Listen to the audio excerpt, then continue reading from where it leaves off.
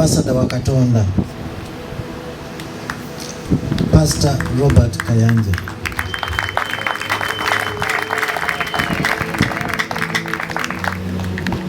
Nina okwesiima okunene mutima gwange okusobola okubeera nga honoringa manifestation yaffe n'osalawo n'ojja. Bassebo ne bannyabo mwenna abali wano, olunaku olwaleero luba lunene era tulina omukisa ffe abali wano nga musajja wa Katonda ono ali wamu naffe.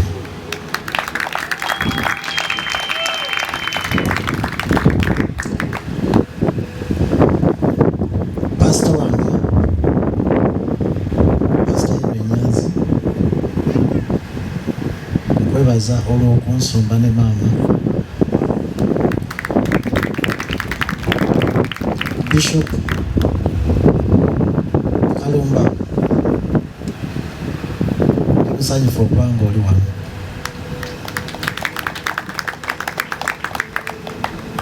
wano waliwo omukwano gwange mukadde wange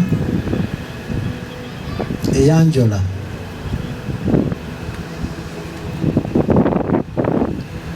mukadde wange Pastor Robert Kayanja omwami oyo Honorable Reverend Kefa Sempanji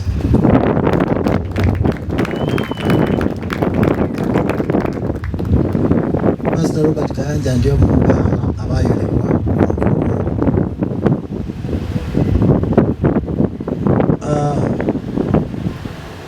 tulina abakulu bangi wano kati sikyuka bulungi sinamanya bakulembeze baliwo naye abakulembeze mwenna abasinga obungi mbawulidde bali tebannakyuka twatawuganyiziddwamu okubeera mu kifo kino sikyali kiteekeddwateekeddwa twabadde tulina ekifo ekyateekebwateekebwa era ekyalangibwa woteeka okubeera naye olw'ensonga eziteebereka baatubuulidde ekiseera kyajjo nga obudde buyise ne bagamba tetujja kusobola kubeera mu kifo ekyo maybe babadde balina management board zaabwe ate zotateeka okuyingiramu nnyo naye nga neebaza Katonda nti ate tuli wano era Katonda yadde alina enteekateeka simanyi kubanga Katonda ffenna atwagala kyenkanyi simanyi kubanga obadde ogenda kusikana abantu bangi nnyo naye olw'embeera eyo bano abasobodde okubeera wano waliwo ensonga okubeera nga bagwa mu mafuta g'olwaleero ntwala okwebaza famire yange waliwo Nalongo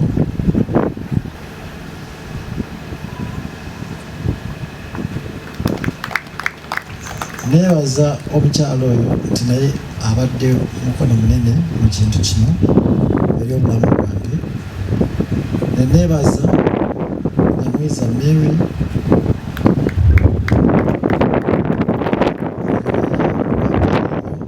obulamu bwange era famire tugitambuza pastor ndi musajja mulokole era bikyatusobedde ne Pastor Nyanzi pastor wange ndi mulokole naye abakyala bombi bakyala bange abo sisobola kwerungamya mukikola ntya naye bwekityo bwe kiri naye nga Mukama anzikiriza naye tuli basanyufu era bankoze bulungi olunaku olwaleero nzize kwebaza era kyekituleese neebaza mu bintu bingi Pastor Katonda anzigye wala nga bwe nkugambye nti Reverend Kefa Sempanji oyo okimanyi kubanga mu basajja abatandisi b'enjiri oteekwa okuba wadde omusinkanye naye neekakasa bwekakasa nti mumanyiganye omanye emirimu gye yakola bwengamba nti yanjola era ku kitundu kino mu ggombolola eno ey'eggoma mwembadde okuva obulamu bwange natandikira wansi nnyo okusobola okubeera nti nali omufuuzi zeyayola naye okuva eyo Mukama nensobola okubeera nga natambula mu madaala agasobola okunsobozesa mpise mu bintu bingi okutuuka nembeera ssentebe wa disitulikiti eno ey'Emukono nenvaawo nembeera nga ntwala Buganda local governments nenvaawo amagye g'ensi esatu ne gannonda aga Uganda, China ne America okubeera nga mbeera ssentebe w'enteekateeka z'okuzimbira Uganda ekibuga ekijja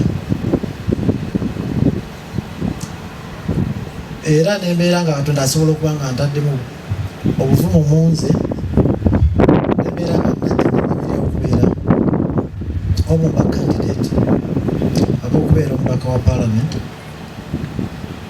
wa Mukono municipality era njagala okutegeeza pastor nti mu mbeera eyafaanana bwetyo abantu baggoma bootalaba wano n'abamukono abangi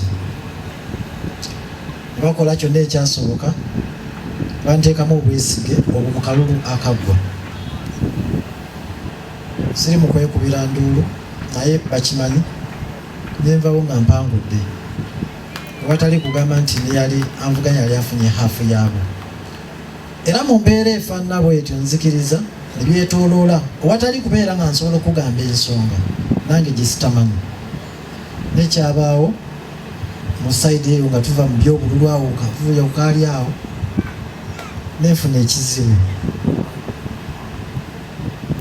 ekyandeetera okubeera nga ndi mu kagaali kano naye nga simanyi nti ebintu byonna bitambula nga nkaaba mu byonna byempiseemu mpise mu bintu bingi mpise mu malwaliro 4 okundaba wano era nagenda ntuuka ne mukoma ne bantwala mu ddwaliro awo emukono saabitegeera ne bantwala emmengo nabitegeerereyo wakati ne bandifaalinga nengenda Kampala hospital nembeera mu ICU ennaku 3 ne bambika mukono nembika ne Uganda yonna n'ensi yonna nenvaawo nendifaalingibwa nengenda mu Aga Khan e Nairobi. Njagala obategeeza mwenna abali wano nti okusinziira bwe nneewulira nteeka okwebaza Mukama kubanga kyali kibi nnyo. Naye byonna bwe biba byali bitambula nga bwe bitambula omutima gwange gwamanya ekintu kimu. Nagenda okulaba abantu bonna be nneegomba mu nsi nga tewali yatambulira kuseeyeeya. N'abakulaba olunaku olwaleero ng'ensi yonna esobola okubeera nga tuli bakkakkamu era tuli basanyufu okutubeera mu maaso ng'oli mu maaso gaffe. Munnaye najjukira ebintu ebyo nemmanya nti ebintu wayita mu bingi era mu bonna abatudde abasajja ba Katonda okubeera nga oli ku top kiba kitegeeza oyise mu bintu bingi challenges oyiseemu okutuuka wooli. Nange nno kyenva mbeera nga nnaguma neŋŋamba bemba nga ndowooza nti ndiba omuntu ayinza okuba nga asuukako wendi sisuubira kubeera nga ntambulira mu seeyeeya. Kyenva neebaza Katonda olunaku olwaleero neŋŋamba Katonda yalyoka nakkiriza nabiro ne bimbeerako nembeera ng'oyinza okubeera ng'osobola okutuukako wano wetuli olwaleero nga tutudde naawe. Ekyetu mukikubireko mu ngalo era nga nzikiriza nti emiggo egyankubwa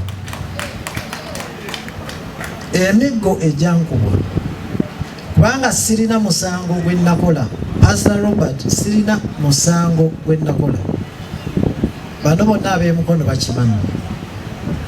Era wennabeera nali nze ne chairperson wa municipality owa NRM owa wano owa Mukono municipality, chairperson wa Central Division bali mu kkubo bajja, chairperson wa Central Division ene yeggoma owa NRM, bonna ffe tuli be NRM.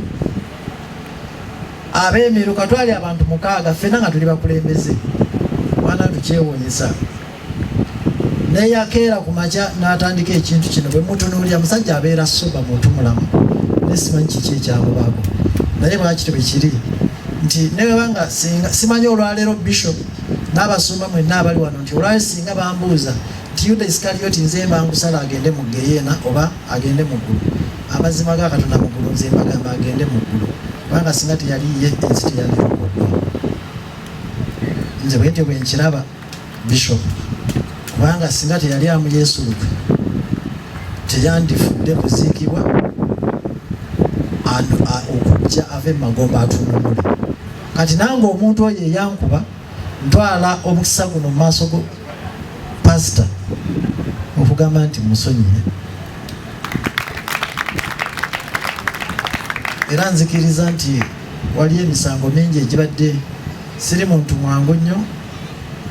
Mbadde n'obusungu nga mulinako obusungu nga mpulira era n'emisango gitambula era mbadde manyi byayitamu naye sirina kyakumwetondera ate naye nzikiriza talina kyakuneetondera kubanga tetweyinaako mpalana n'olunaku n'oluki era tubaze ebbanga ddene nga tewali yali asozeza kunne naye kyewuunyisa nti yali DPC wa Mukono yakeera ku makya n'afubutuka eri n'ansamba n'alagira patrols 2 ezaaliwo nti mukube abaana tebanzikakkanako ne bankubanga omubbi wa boodi. ng'ate ndi ku poliisi. Simulabamu bwentunulya omuntu ali profession to that level. Naye yennyini simanyi kubanga kati simanyi nti oba yakirina, bw'aba akirina ajja kyogera. Nemaliza nga bagamba nti bwe yatabuka ennyo n'agamba nga okwewoleza n'agamba nti yali agenze kubba mmundu ku poliisi. Naye nzikiriza wano ffenna abatudde wano tewali ayinza kikkiririzaamu era tewali ayinza kimanya, tewali ayinza kiri wala nnyo era tekisobola kubeerawo kyova olaba nti yakyogera naye omubbi w'emmundu nga tebasobola kukeera kuba kyati ne bamuta ku poliisi mbasuula eri bakwata mukwate era n'okutuuka olwali nandibadde mukwate newona wendi. Naye mmanyi nti yakireeta nga talina kyakkola ng'ali confuse kuba yabulwako ensonga gy'ayinza okuwa. N'olw'ensonga eyo manyi nti nina abantu abange abayinza okuba nga baluma ne mukono yonna ng'erumwa n'abantuukirira, naye nyimirira wano okwategeeza nti mukulu Mugerwa nze ku sayidi yange musonyi, bw'aba alina kyanvunaana ye tewali mutawaana agende mu maaso n'okunvunaana. N'olw'ensonga eyo olw'obulamu bwange bwonna nga bubadde butambula, ntwala omukisa guno okwebaza Pastor Robert Kayanja okuba nga oli mu maaso gange n'okubeera mu maaso gange kinzijeko ekibi nga kyebadde nina ku mukulu oyo, n'embeera nga kati ndi muntu ow'eddembe.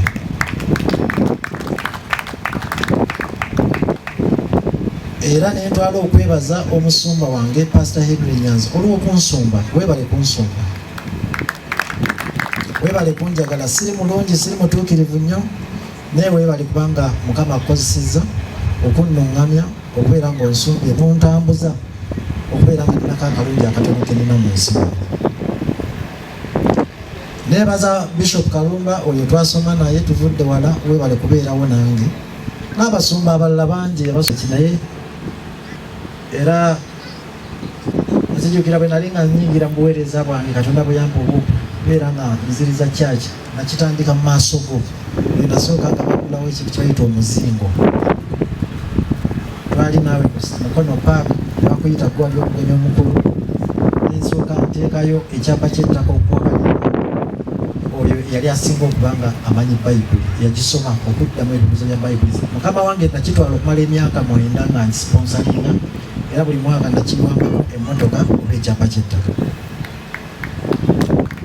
Paka puroguramu eyo nyina baddunamisiriza ne bagamba ekole ki ekome, naye nga nze nali sikomye. Kati ne batta obuweereza bwange kubanga nali musanyukiramu. Kati nange mu mbeera efaana bwetyo kyaki simanyi bwe nza gikola, naye munzikirize kubanga engeri gye navudde mu bintu ebibadde bya ssente nnyingi, sina ssente enkalu ziriwo. Naye Bishop Kalumba nga bwolo yandibadde Bishop Kyamagwa ng'atuuse. Ku lwa Katonda byankolere ku lwa kyaki yaffe, badde njagala munzikirize, naye akataka kange kibadde njagala ngabe, era njagala nkagabe nga nkagayidinze. Akataka ako kayinza oba wakati wa $46,000,000.